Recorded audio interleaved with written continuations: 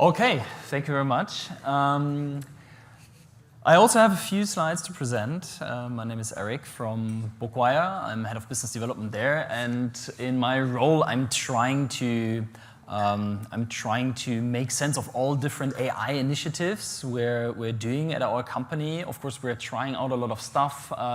Many things that Nadim already mentioned. Of course, we're also using AI in our development department, so I'm very interested in hearing more about the vibe coding stuff, but maybe we can discuss that a little bit later.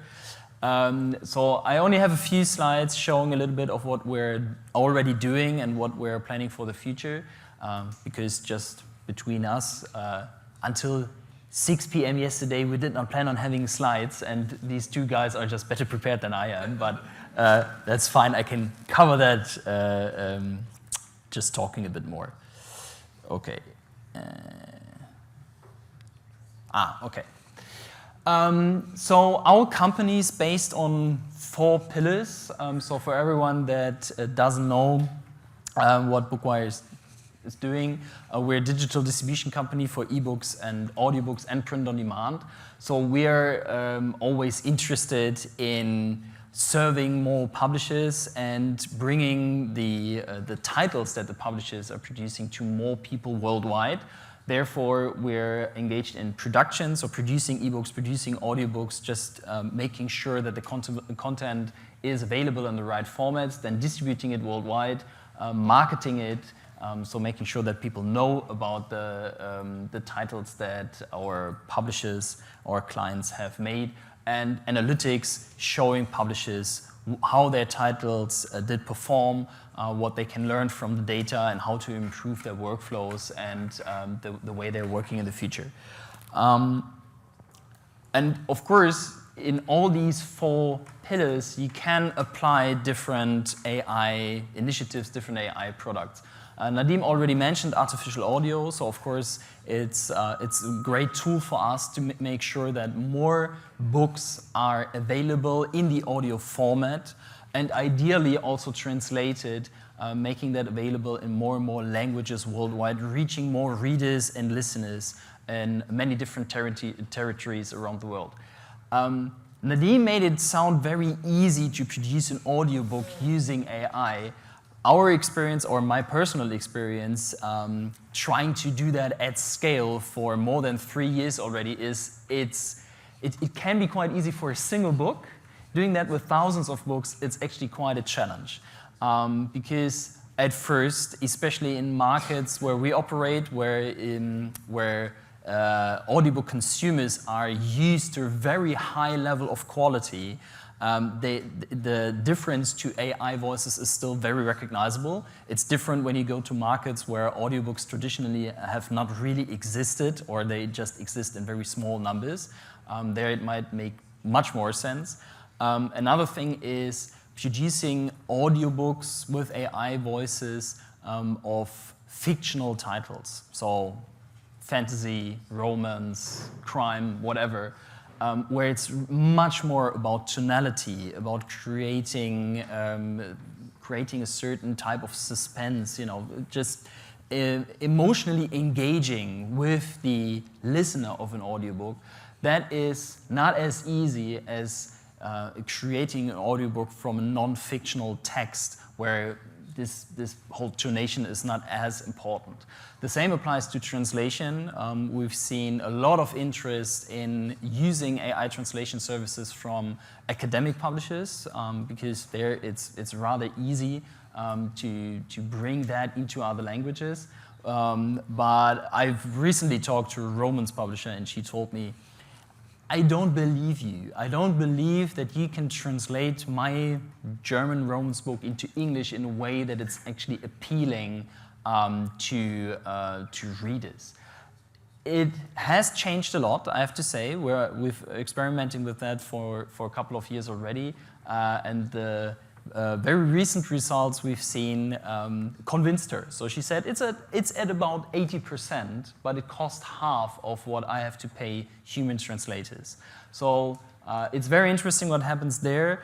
Of course, the other question is the more titles we can make available in more formats and more languages, What will that mean for consumers? Because will they be overwhelmed by content even more than already? But that we will see. What helps there is dynamic metadata. That's something that not only Bookwire is working on, but well, many of our competitors and I guess also other people within the industry. That helps to not only discover books better at all the different retailers we're working with, but at first put them in the right place. So the technology that Nadim, for example, is using to market titles better, to create ads and to push them on social media, we're trying to use, but we've only started to analyze the full text of a book and make sure that the right basic genres are applied, for example. As a starter, very basic, but we're distributing more than 1 million titles, and you won't imagine how many wrong basic genres we get from publishers. The average metadata we get from publishers is not very good.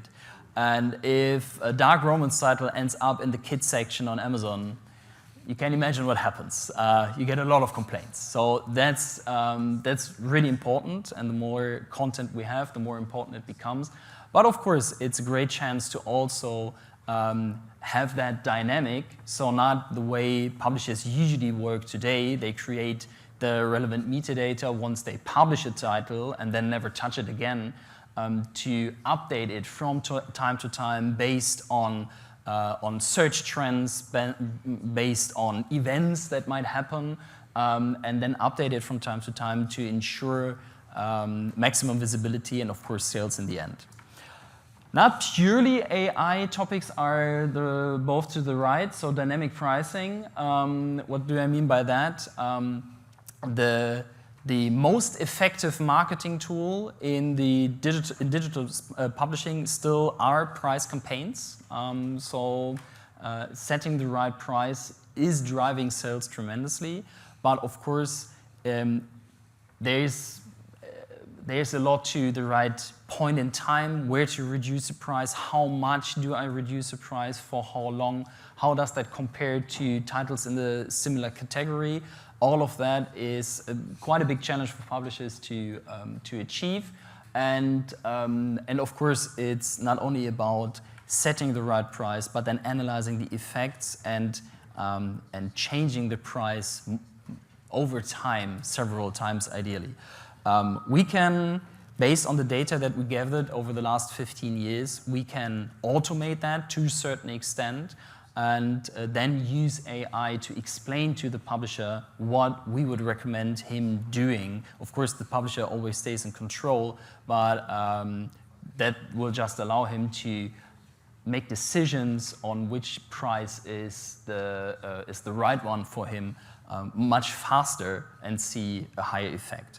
And proactive analytics, that basically just means we're analyzing all tickets we get from retailers we're working with. We're analyzing all sales data that we have, all consumer data that we have, and not just provide that to publishers, because what we learned is just giving them a nice dashboard doesn't really help them, but giving them clear recommendations. Hey, based on the data we've seen, we recommend you to do that or that. Change cover here, change, I don't know, change the title description here. Maybe change the EPUB from EPUB 2 to EPUB 3. That will increase sales because you reach more retailers, and all that kind of stuff proactively. Then one more thing, when it comes to protection, of course, that is the other side of the medal. We want to make use of AI for the benefit of our clients, but we also need to protect the content we're using on their behalf, or we're distributing on their behalf. And it got already mentioned by Laurent this morning. There are different TDM, text and data mining, opt-out measures you can apply. Of course, we are also using TDM-Rep, thanks to EDRLab for inventing that. We apply that to every ebook we're distributing for our clients.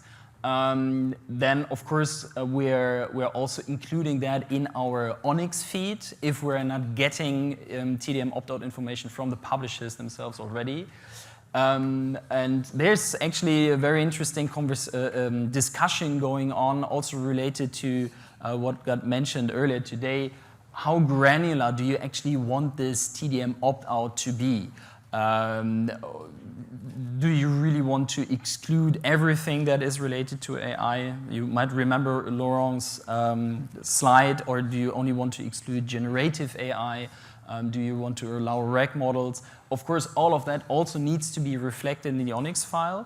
And a similar discussion we're having with the topic how much AI is actually within a certain title. So imagine the AI wrote the book completely by itself, then it's 100% AI.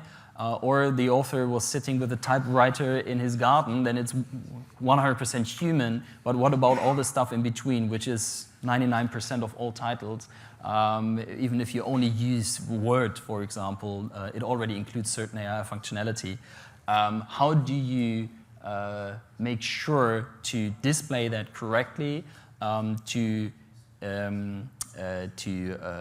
win the trust of your readers, that you're honest about what you're doing and how you've used AI to create a specific content.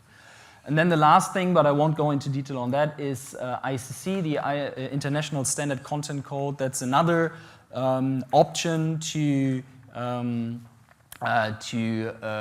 communicate the TDM opt-out to interested parties publicly.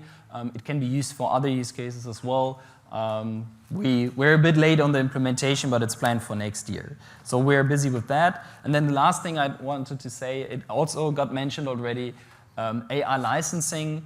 From my point of view, in the current state we're at, that's actually the best thing you can do to protect your content, because all the other stuff I mentioned on my previous slide, you can do that, you should do that, but there's no guarantee AI companies will respect that. With AI licensing, you have the chance to clearly define the terms and conditions under which your content can be used by a specific AI company using a bilateral agreement. So that's actually the best chance you have to define roles. It will be used anyways. I mean, don't make yourself illusions, but this way, at least you can clearly define how. The challenge here is, and therefore we're happy to take that over, and we also got asked by a lot of publishers to do that for them, that volume matters. We are in conversations with many big AI companies, and they are still willing to license content, but they ask, okay, how many 10,000 titles or how many 100,000? Actually, they're not talking about titles, they're mostly talking about words. How many billion words can you provide us with? So it's not really worth for a single publisher to try and license, because volume matters a lot. Speed matters, that's something that we had to learn as well. The AI developers make decisions on which data set they want to use for training or for fine-tuning within weeks, while publishers sometimes take months to make a decision on that.